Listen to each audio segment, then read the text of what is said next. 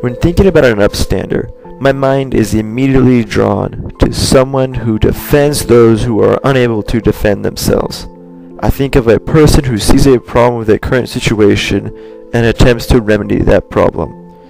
It is for these reasons that I have chosen Richard O'Barry, dolphin activist and Oscar-winning documentarian, as my upstander.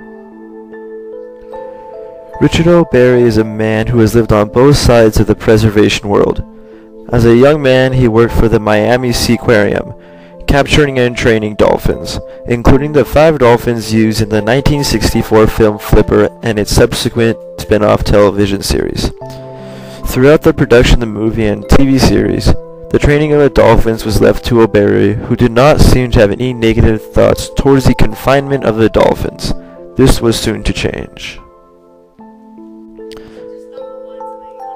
In 1970, a couple of days before Earth Day, Kathy, the dolphin mainly used as Flipper, calmly took one last breath of air and sank to the bottom of the pool in what O'Barry claims was an act of suicide.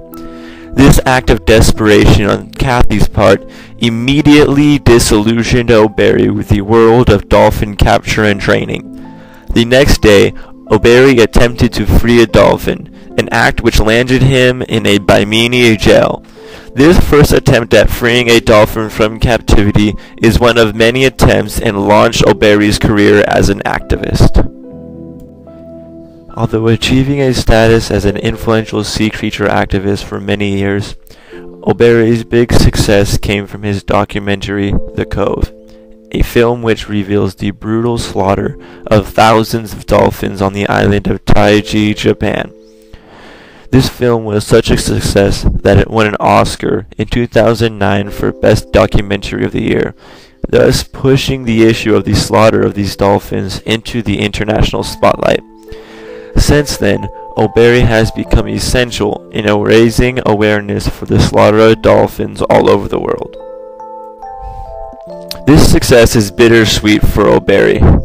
While he is happy that his documentary has raised awareness to such an extent, his documentary has also garnered negative attention from groups such as Yakuza, the Japanese mafia, who have targeted O'Barry due to the effect he has had on the dolphin and whale industry with which they are heavily connected.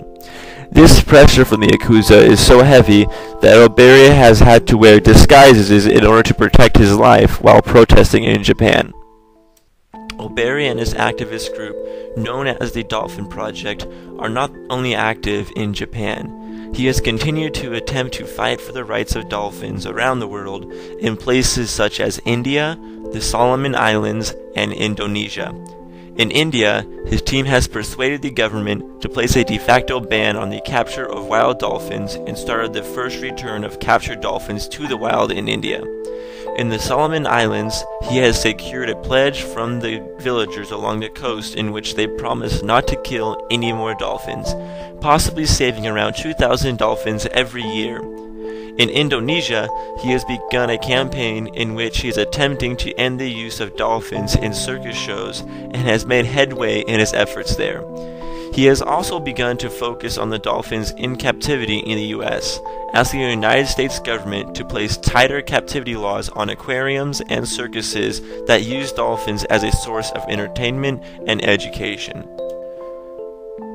O'Barry is personally influential because of his drive to preserve the natural world despite the negative impacts of the industrial age we live in.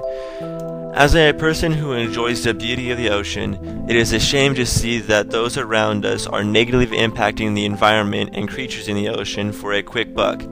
I may not be an activist, but O'Barry has gained my respect because of the way he has challenged those with more power despite the odds and has seemingly had a huge impact on the field he is pursuing. O'Barry has done a lot of work that is to be respected, but there is still much more work to be done in order to preserve these creatures of the sea. He asks anyone who sees the beauty of the ocean and its creatures to help, whether that be by placing a sticker on their car or doing their own active protest. In order to provide some support for O'Barry's work or to gather more information about O'Barry's various campaigns and projects, visit his website, www.dolphinproject.org, or watch his movie The Cove. As O'Barry claims, we owe it to the dolphins that have done so much to make this a beautiful planet.